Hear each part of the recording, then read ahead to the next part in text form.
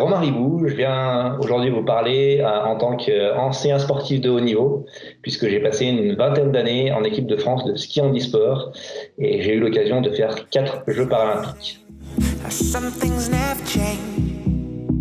Handicap et performance, on peut spontanément les voir comme des choses étant antinomiques.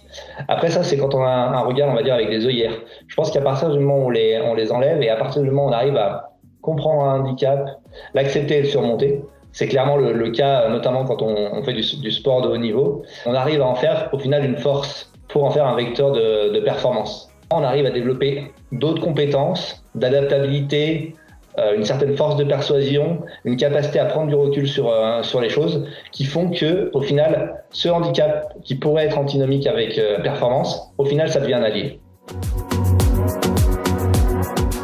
C'est carrément possible d'allier le handicap, la performance, l'impact social. Je vais prendre pour le coup un parallèle effectivement avec mon ancienne vie de sportif de haut niveau.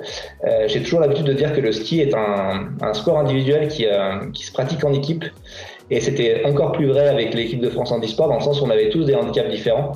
Et donc du coup, on devait tous trouver des solutions à la fois individuelles et collectives pour essayer de tirer le meilleur de nous-mêmes. J'ai l'impression que ce beau mix qu'on a réussi à faire dans l'équipe de France handisport, c'est quelque chose qui peut s'appliquer à la société. C'est-à-dire qu'on peut arriver à prendre en fait les forces de chacun et aussi à prendre en compte, on va dire peut-être les faiblesses de chacun pour arriver à faire une société qui socialement est plus juste et aussi plus performante.